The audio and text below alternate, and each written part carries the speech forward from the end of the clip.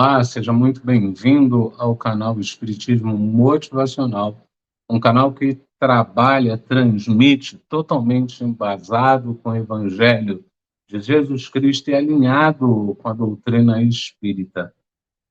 Sexta-feira a gente tem o capítulo 23, os itens 14 e 15. Não vim trazer a paz, mas a divisão. Bora estudar conosco. Que possamos, ó Mestre Jesus, mais uma vez contar com o teu caridoso auxílio, mais uma vez seguir teus passos e trocar as boas novas. Que consigamos nesse estudo atingir o nosso objetivo, que é trocar com os irmãos queridos. Aos mentores, à espiritualidade amiga, aos irmãos do plano corpóreo e espiritual, agradecemos.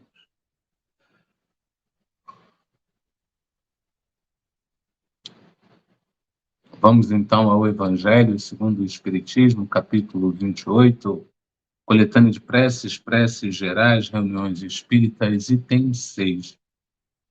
Rogamos ao Senhor Deus Todo-Poderoso enviar-nos bons espíritos para nos assistirem, afastar aqueles que possam induzir-nos ao erro e dar-nos a luz necessária para distinguirmos a verdade da impostura. Afastai também os espíritos malfazejos, encarnados ou desencarnados, que poderiam tentar lançar a desunião entre nós e, com isso, desviar-nos da caridade e do amor do próximo. Se alguns procurarem penetrar neste recinto, fazei que não encontrem acesso em nossos corações. Bons espíritos, que vos dignais vir instruir-nos, tornai-nos dóceis aos vossos conselhos. Afastai-nos de todo pensamento de egoísmo, de orgulho, de inveja e de ciúmes. Inspirai-nos a indulgência e a benevolência para com os nossos semelhantes, presentes ou ausentes, amigos ou inimigos. Fazei, enfim, que pelos sentimentos que nos animarem, possamos reconhecer a vossa salutar influência. Dai aos médiuns que encarregardes de nos transmitir os vossos ensinamentos, a consciência da santidade do mandato que lhes é confiado e da gravidade do ato que vão praticar, a fim de que o façam com fervor e o recolhimento necessários. Se estiverem entre nós pessoas que foram atraídas por outros sentimentos que não o do bem, abrir os seus olhos à luz e perdoai-as, como nós as perdoamos, sobretudo se vierem com intenções malfazejas. Pedimos especialmente aos mentores do trabalho, nossos guias espiritual, para nos assistir e velar por nós. Que assim seja e que assim possa ser. Graças, graças. Graças a Deus. A gente começa, então, com o nosso básico do Espiritismo. No básico do Espiritismo, a gente vai tentar interpretar algumas falas de Jesus. A gente primeiro precisa começar entendendo a época. Então, era uma época que vogava muito mais o ensinamento oral que o ensinamento escrito. Era uma época em que você precisava falar de uma maneira que as pessoas conseguissem alcançar, conseguissem entender. Então, assim, Jesus falava de maneiras, para a época, muito bem-vindas, muito claras, mas que a gente tem uma dificuldade muito grande nos dias de hoje de interpretar. A gente começa pelas parábolas. Jesus fez muitas parábolas, e nessas parábolas ele fazia comparação. Então, tinha as parábolas, as bem-aventuranças, que eu joguei tudo junto aqui para facilitar. Então, nas bem-aventuranças e nas parábolas, algumas vezes ele começava como: o reino dos céus assemelha-se a. Então, ele fazia analogias do reino do céu com algumas coisas que aconteciam, como, por exemplo, no festim das bodas, só poderia acompanhar a situação aquele que estivesse preparado. E aí, daquela maneira como ele passava, as pessoas entendiam que na vida era preciso se preparar para momentos especiais. Na parábola do bom samaritano, ele, por exemplo, traz a explicação de quem é bom. Um homem cai na estrada, passa um religioso, passa um doutor da lei, passam. Naquela época, os samaritanos eram muito mal vistos, né? O pessoal de Samaria. E é justamente um samaritano quem ajuda aquele homem. Através dessa parábola do bom samaritano, ele ensina isso. O trabalhador da última hora é uma outra parábola muito divulgada, em que todos ganham a mesma quantidade, muito embora tenham trabalhado menos tempo, né? Os últimos serão os primeiros, desde que todos estejam no mesmo lugar, esperando e preparado para o trabalho. Tem o caso dos 3 irmãos, cada um recebe valores diferentes, o que recebe mais aplica o dinheiro e devolve o lucro para o pai, o que recebe mediano aplica o dinheiro, devolve o lucro para o pai, e o que recebe menos, com medo de perder esse menos, ele não traz nada para o pai, e sendo assim, ele é injuriado, ele é condenado. Aquilo tudo nos fazia entender que a gente precisava de procedimento. Junto às parábolas e às bem-aventuranças, nós temos as curas que Cristo prometeu. E sempre por trás dessas curas tinha uma boa fala, né? A moça que consegue passar por multidões, toca o seu manto, a moça que tinha hemorragia, toca o seu manto e a hemorragia para na mesma hora e ele diz: alguém tocou meu manto e se curou. Quando a mulher assume que foi ela, ele diz: não, a tua fé te curou. Ele nos ensina, por exemplo, aí, que independente da autoridade que está ali, é a minha fé quem vai me curar, né? No caso do pai que leva o filho para ser retirado, os demônios, ou para acontecer uma cura, eu estava com a moça dos 7 demônios na cabeça, e é levado o filho e os apóstolos não conseguem, Cristo vai lá e consegue, e Cristo aproveita aquilo também para trazer um ensinamento. Então ele diz: se tivesses uma fé do tamanho de um grão de montanha, um tamanho de um grão de mostarda, diria aquela montanha, sai daí, vai para lá, e ela iria. Então ele traz aí o ensinamento de que, olha, a fé é uma coisa muito, muito, muito importante. Isso no meio de tantas e tantas e tantas outras. Eu trago algumas, mas árvores não dão bons frutos. É quando ele analisa a árvore e diz: olha, não tem, uma árvore ruim, ela não vai dar fruto bom. E a gente tira daí que pessoas que ainda estão num processo ruim não vão trazer atitudes, pensamentos, olhares e processamentos internos positivos, porque elas ainda são mais árvores e não vão dar bons frutos. Então a gente precisa por essas pessoas orar e vigiar, porque acima de tudo Jesus também falou: nenhuma de minhas ovelhas será perdida, nenhum daqueles que me seguem será perdido.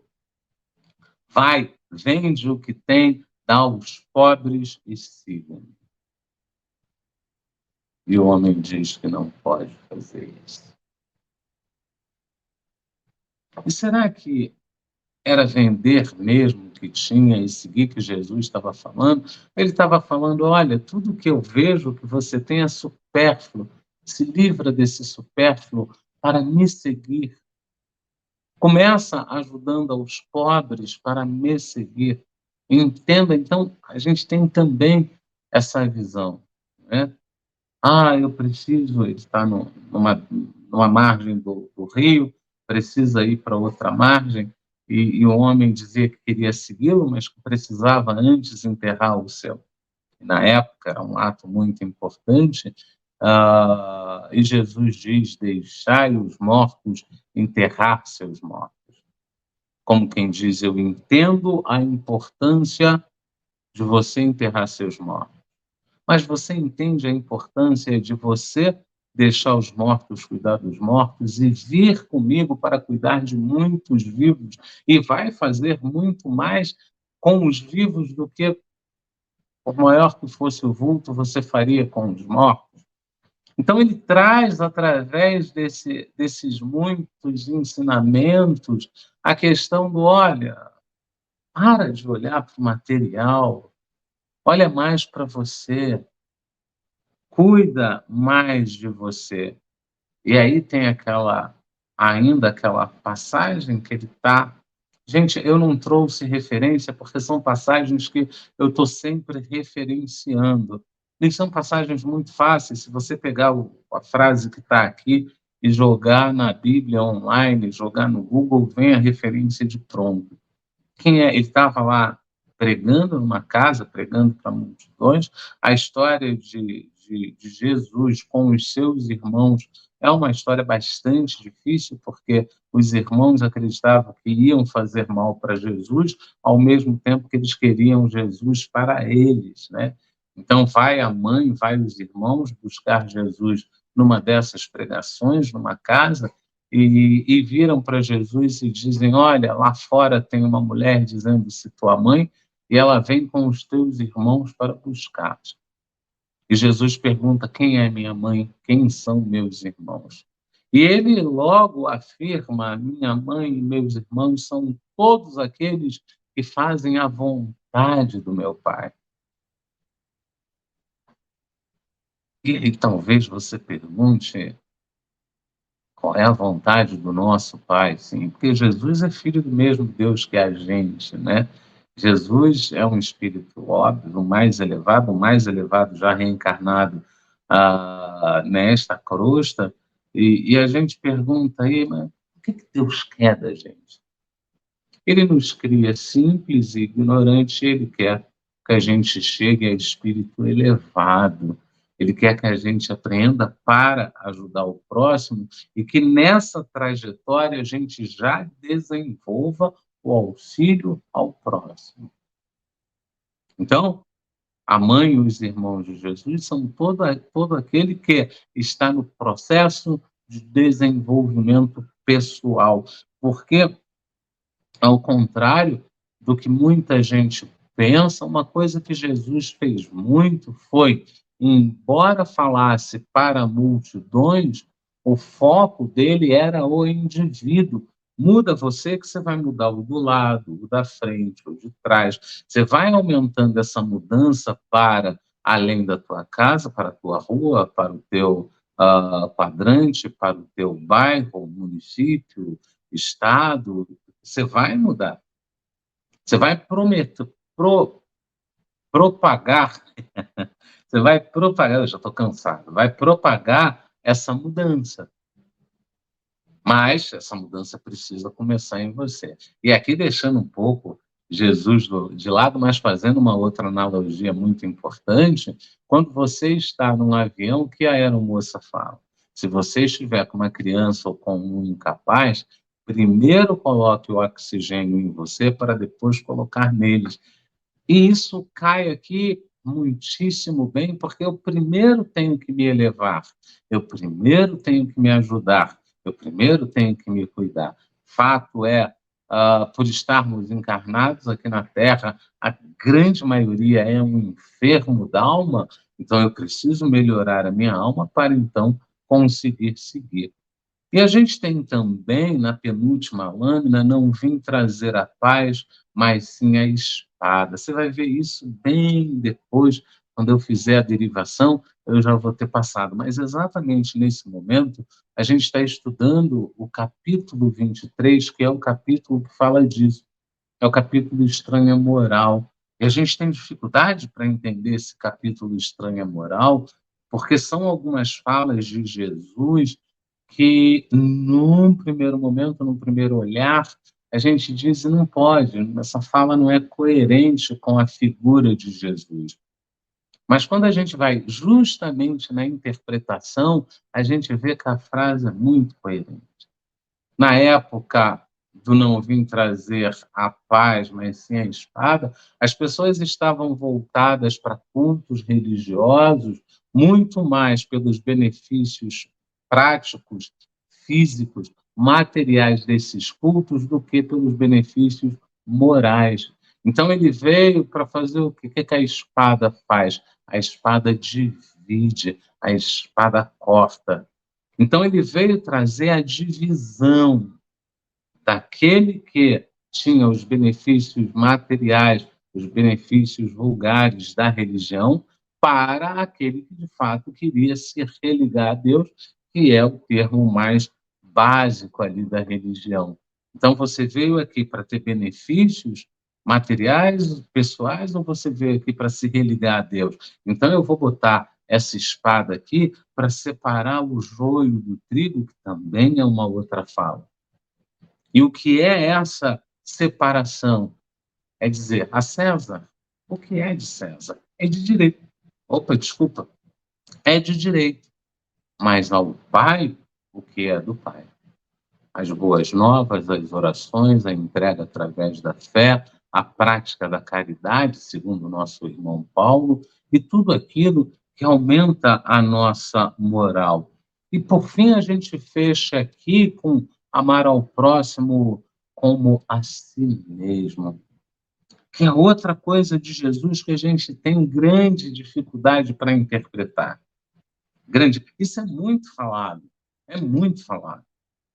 Eu acho que qualquer religioso conhece essa frase, que foi o resumo que Jesus fez de todas as leis de Moisés. A gente sabe que resumiu-se ao fim a 10 mandamentos, mas chegaram ao número, passaram do número de 600 leis ali para o homem viver bem. E fechou todas essas leis em 10 mandamentos, dividido em 3 grupos, né? Quem estudou um pouquinho os mandamentos sabe que um grupo é voltado para a moral, para a inteligência e para os costumes. E Jesus pegou tudo isso e resumiu: amar ao próximo como a si mesmo e a Deus sobre todas as coisas. E aí, quando a gente interpreta, a gente muda um pouco a coisa, né? Eu preciso primeiro amar a mim com respeito. Amar. Porque amar é um conjunto de atitudes. Simpatia, empatia, tolerância, paciência, caridade, isso tudo é o conjunto do amor. Eu já tenho tudo isso comigo, eu já pratico o auto-perdão, eu pratico a empatia, a simpatia, a caridade. Aí, quando eu pratico isso tudo comigo, eu estou me amando. E já tenho consciência do que é amar. Aí sim, eu estou em condições para amar ao próximo como eu amo a mim mesmo. Porque se eu vou para um amor vulgar, para uma paixão, eu vou usar sempre 2 pesos e 2 medidas, que também já está na playlist do básico do Espiritismo. Então, que a gente possa interpretar Jesus é para além de interpretá-los, que consigamos trazer isso para o nosso dia a dia. Não é o colega que tem que fazer, somos nós que temos que aprender a fazer. Somos nós que temos que fazer. Ah, eu cheguei lá, só tinha 3. Como ninguém deixaria para mim, eu não deixei para ninguém. Nem tanto ferro, nem tanto fogo. Quem com a espada fere, com a espada ferirá. Ele disse isso a Pedro. Pedro, embainha tua espada, pois quem com a espada fere, com a espada ferirá. Chico, mais recentemente, muito mais recentemente, nos trouxe que o bem é nosso advogado em qualquer lugar. Assim sendo, se eu uno isso tudo, se eu chego lá, tem 3 e eu posso levar 1, eu posso deixar 2 para outras pessoas. Por quê? Porque não deixam para mim, eu tenho que fazer a minha parte. A minha parte é pegar o que eu preciso e deixar o restante para o outro. Pronto. Isso é amar ao próximo como quem ama a si mesmo. Vamos refletir acerca disso. Então, nós tivemos aqui o auxílio caridoso do Pentateuco, que sempre nos auxilia, tivemos o auxílio do canal, com material que já estava no canal, e assim a gente trabalhou. Não é testemunhar Jesus coisa nenhuma, é interpretar, não é testemunhar Cristo, é interpretar Jesus. Eu não vou nem mudar na derivação, eu vejo o que eu faço.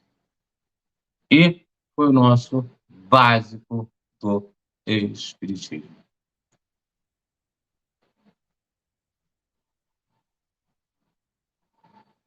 Então a gente chega na hora do nosso boa noite, lembrando que o canal Espiritismo Motivacional é um canal totalmente embasado, guiado, voltado para o Evangelho de Jesus Cristo, alinhado com a doutrina espírita trazida por Kardec.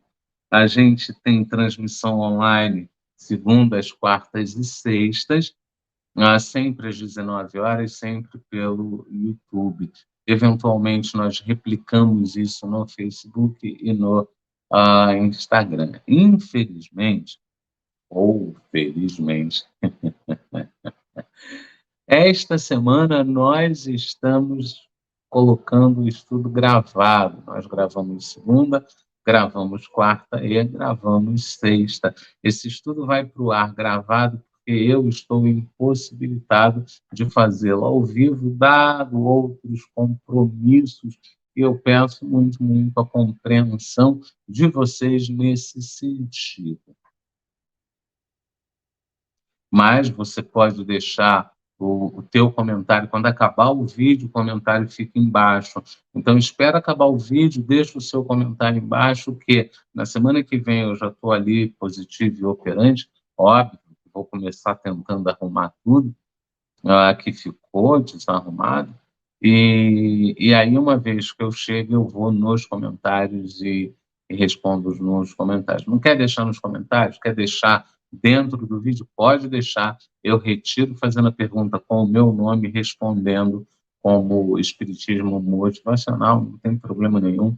A gente sempre dá um jeito porque estamos a caminho. Então, nós temos o Evangelho segundo o Espiritismo, capítulo 23, Estranha Moral. A Estranha Moral é um capítulo que a gente vai trabalhar, que a gente precisa trabalhar, é um capítulo muito importante para a gente, porque ele é um capítulo que ele traz muitas coisas de Jesus, nas quais a gente precisa fazer uma interpretação mais precisa, mais profunda, né? Então, eu trago lá o Evangelho segundo o Espiritismo, capítulo 23. Não vim trazer a paz, mas a divisão, que começa no capítulo 9. Começa no item 9 e vai até o item 18. Hoje a gente vai fazer 14 e o 15. Eu nem fui ao 16, porque ficou muito grande. Do 9 do 9 ao 13, o que nós tivemos foi uma apresentação do... Isso, pode levar. Do 9 ao 13, o que nós tivemos uma apresentação foi acerca de Jesus trazendo a parte do não fim, trazer a paz, mais a divisão, mais a espada. E ele começa explicando isso, e depois Kardec começa a desconstruir essa ideia no sentido de pensar em briga, no sentido de pensar em guerra. Kardec apresenta o cenário da época, né, que a religião estava falida porque os dirigentes das religiões queriam muito mais benefícios próprios do que benefícios voltados à religião em si, e Kardec vem trazendo essa ideia. Hoje a gente vai trabalhar mais um pouquinho, semana que vem a gente vai trabalhar o fechamento, e na outra semana a gente vai fazer um resumão explicando muito melhor tudo isso, né? Então, vamos entender que Kardec, ali no nono, começa a esclarecer, começa a dizer o que está acontecendo, e a gente vai seguir a partir do 13, né, que começa no 14. Né? O 13 não começa no 14, a partir do 13 começa o 14. É de notar-se que o Krishna, ele primeiro lá desconstruiu, falando que as religiões estavam falindo, porque estavam voltadas muito mais para o homem do que para o religar a Deus, né? E ele bota lá no 14. É de notar-se que o cristianismo surgiu quando o paganismo já entrara em declínio e se debatia contra as luzes da razão. Ou seja, falavam-se tantas coisas no paganismo que a razão estava começando a gritar e dizer: olha, isso não faz sentido. Isso não está mais fazendo sentido para mim. Né? Ainda era praticado pro forma, né? Era praticado porque existia uma tradição de prática, então continuaram praticando. Ainda era praticado pro forma. A crença, porém, desaparecera, apenas o interesse pessoal o sustentava. Ora, é tenaz o interesse, jamais cede à evidência. Irrita-se tanto mais quanto mais peremptórios e demonstrativos de seu erro são os argumentos que se lhe opõem. Sabe ele muito bem que está errado, mas isso não o abala, porquanto a verdadeira fé não lhe está na alma. O que mais teme é a luz, que dá vista ao cego. É-lhe proveitoso erro, ele se lhe agarra e defende. Parece que a gente está falando da situação atual do planeta. Eu não estou falando só do nosso país. Parece que estamos falando da situação atual do nosso planeta. Vale a pena refletir sobre essas falas. Olha quão distante ele vai. Sócrates também não ensinara uma doutrina até certo ponto análoga à do Cristo. Não, por que não prevaleceu naquela época a sua doutrina no seio de um dos povos mais inteligentes da Terra? É que ainda não chegara o tempo. Então, Sócrates deixa um material maravilhoso e, no entanto, as pessoas não vão beber na fonte. Sócrates tem passagens que são de impressionar a linha de raciocínio, a questão moral, né? Só para incentivar a pesquisa, pesquisa aí as perguntas de Sócrates ao discípulo que vai contar-lhe algo. Ele simplesmente faz com que o discípulo se cale quando ele diz: olha, você quer me contar? Quero. Eu não vou dar spoiler, vai lá. Ele semeou numa terra não lavrada. O paganismo ainda se não achava gasto. O Cristo recebeu em propício tempo a sua missão. Muitos vieram antes para preparar o terreno, porque era um terreno árido. Cristo chega justamente naquele momento em que começam a ter células com diferentes ideias, com diferentes posturas, e ele começa, então, a trabalhar nesse terreno. Muito faltava, é certo, para que todos os homens de sua época estivessem à altura das ideias cristãs, mas havia entre eles uma aptidão mais geral para as assimilar, pois que já se começava a sentir o vazio que as crenças vulgares deixavam na alma. Sócrates e Platão haviam aberto o caminho e predisposto os espíritos. Então, para a gente poder entender um pouco melhor do que Kardec está falando, ele nos sugere dar uma olhada no próprio Evangelho segundo o Espiritismo, na parte de introdução, quarta parte, quarto item, ele fala sobre Sócrates e Platão, precursores da ideia cristã e do espiritismo. Vale a lida, é uma lida tranquila, é uma lida fácil de ver, que vai trazer uma base muito boa para nós outros. A gente finda assim o item 14 e vai para o item 15. Infelizmente, os adeptos da nova doutrina não se entenderam quanto à interpretação das palavras do mestre. Eu não tinha pensado nisso, e olha o que eu fiz lá atrás, no básico do Espiritismo. Infelizmente, os adeptos da nova doutrina não se entenderam quanto à interpretação das palavras do mestre, veladas as mais das vezes pela alegoria e pelas figuras de linguagem. Daí nasceram, sem demora, numerosas seitas, pretendendo todas possuir exclusivamente a verdade e o não bastarem 18 séculos para pô-las de acordo,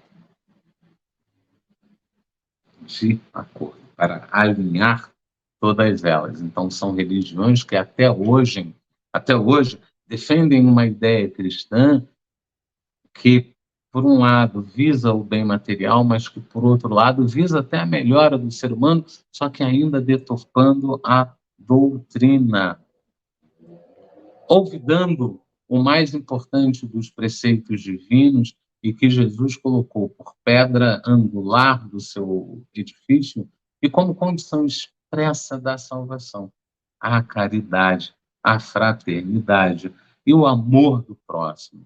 Aquelas seitas lançaram anátema umas sobre as outras e umas contra as outras se atiraram, as mais fortes esmagando as mais fracas, afogando-as em sangue, aniquilando-as nas torturas e nas chamas das fogueiras.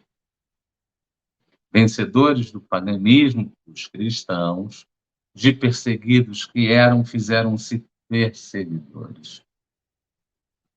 A ferro e fogo foi que se puseram a plantar a cruz do Cordeiro sem mácula nos dois mundos, Oriente e Ocidente.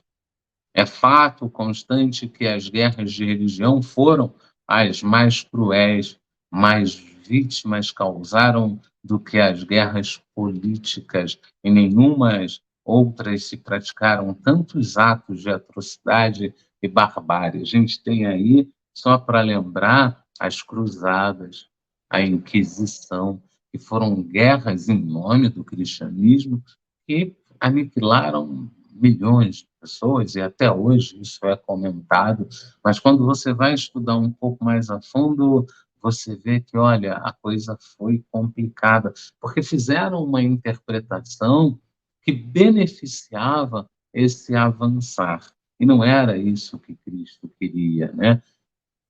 Cabe a culpa à doutrina do Cristo? Não. De certo que ela formalmente condena toda violência. Disse ele alguma vez a seus discípulos: ide, matai, massacrai, queimai os que não creem como God? Não. O que, ao contrário, lhes disse foi: todos os homens são irmãos e Deus é soberanamente misericordioso. Amai o vosso próximo, amai os vossos inimigos. Ele ali estava nos ensinando a empatia.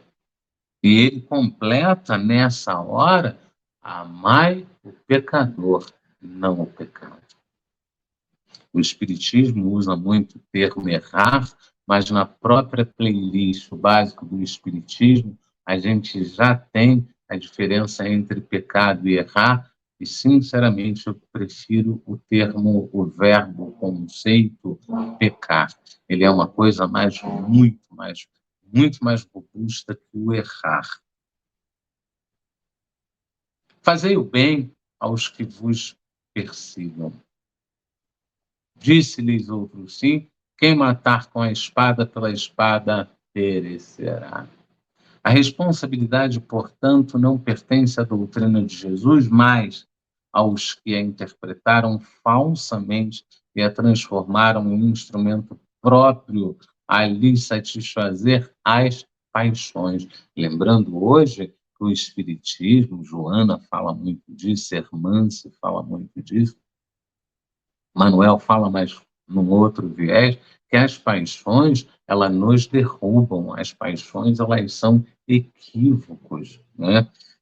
Pertencem aos que desprezaram essas palavras: meu reino não é deste mundo. Então, a gente estudando já sabe que somos, pertencemos e estamos devidamente registrados como cidadãos da pátria espiritual. Viemos aqui intercambiar para estudo, para acelerar o aprendizado e para ter uma visão melhor dos casos recorrentes.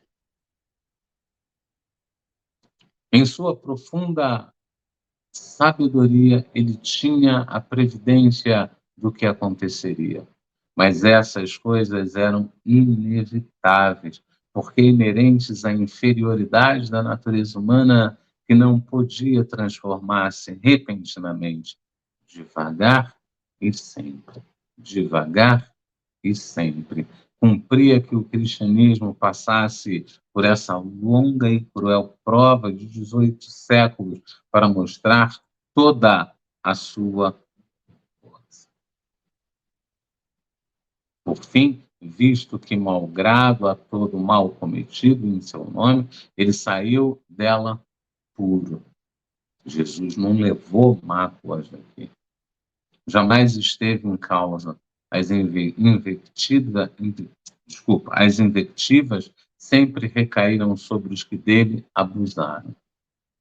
Mestre, mestre, pegamos esta mulher em flagrante adúltero. Aqui na tábua de Moisés diz que a adúltera deve ser apedrejada. Ele não vai contra a lei de Moisés. Ele não cai na pegadinha. E como tem que dar uma resposta, ele dá. Que atire a primeira pedra aquele que nunca pecou. E ninguém atirou. Ele vira para a mulher e pergunta: cadê aqueles que te apontavam, acusavam? Ela diz: eles se foram. Pois então, mulher, se eles não te condenaram, não serei eu a te condenar. Vá e não peques mais. Passando para outra palavra, outras palavras, vá e diga não ao pecado, diga não ao erro. A cada ato de intolerância sempre se disse: se o cristianismo fosse mais bem compreendido e mais bem praticado, isso não se daria. Não tem como se dar. Isso não se daria. Não tem como. Gente, a gente vai fazer um resumão disso para a gente poder entender, né? Cabe a culpa à doutrina de Cristo? Não, de certo, não, aqui não. Aqui, eu acho que eu repeti, gente, eu estou fazendo isso no limite da minha disposição. E eu estou achando que eu repeti as lâminas. Deixa eu achar aqui onde nós estamos primeiro. Fica muito lá embaixo. Isso. Aí agora deixa eu examinar aqui. A gente fez a 14, a gente fez a 15,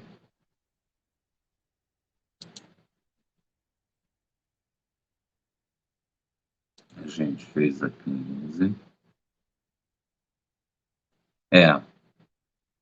Eu ia preparar a 16, e aí o que aconteceu? Eu cheguei à conclusão de que não ia dar tempo para fazer a 16. Eu acreditei que não fosse funcionar. Então, o que eu fiz foi parar na 15ª, né? Então, eu paro aqui na 15ª, porque a 16ª, ela está linkada, ela está vinculada à 17ª, e aí eu achei por bem fazer 16ª, 17ª e 18ª. Sendo assim, a gente acaba aqui a nossa... Estou fazendo duas coisas, está vendo como é que eu estou perdido? A gente acaba aqui o nosso estudo. Eu preciso mudar a prece, porque eu tinha feito semana passada doutor Bezerra de Menezes. E essa semana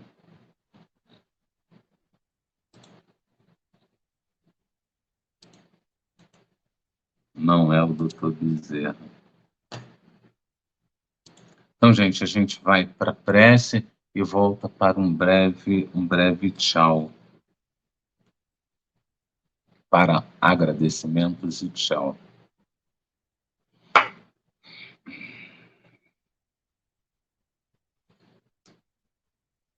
Que possamos, bom Deus, unir os nossos corações ao coração de Jesus e irradiar os lares. Que possamos, espiritualidade amiga, unir os nossos corações ao coração de Jesus e enviar boas novas, boas energias a todos aqueles que precisam. E faremos assim. Glória a Deus nas alturas, paz aos homens na terra. Jesus, bom e amado Mestre, sustenta os teus humildes irmãos pecadores nas lutas deste mundo.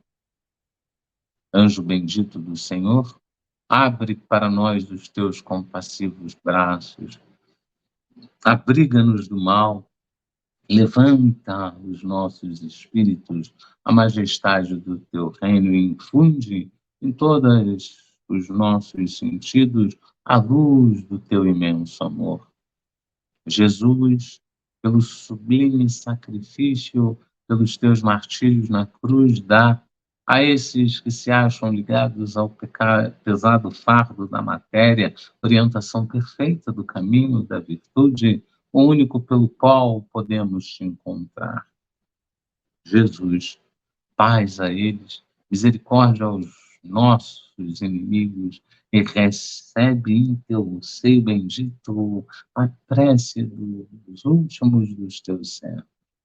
Bendita estrela, farol das imortais falanges, purifica-nos com os teus raios divinos, lava-nos de todas as culpas, atrai-nos para junto do teu seio, santuário bendito de todos os amores.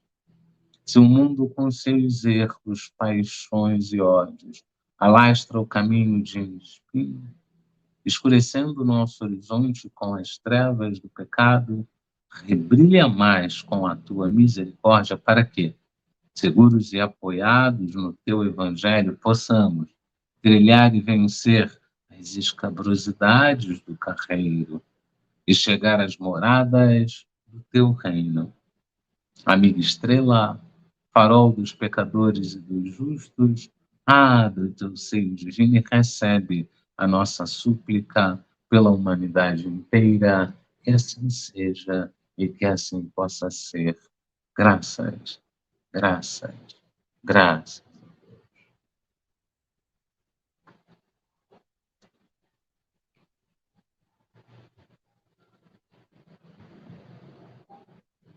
Gente, muito obrigado. Eu peço desculpas. Na quarta-feira, eu simplesmente fui preparar para encerrar e acabei encerrando a gravação. Mas a gente está corrido, a gente está atrasado, a gente está tumultuado, mas está tudo bem, está tudo tranquilo. E a gente se encontra segunda-feira, se Deus quiser, e Ele há de querer, porque estamos a caminho. Paz e bem a todos. Fiquem bem. Deixa eu tirar aqui para dar tchau melhor. Pronto.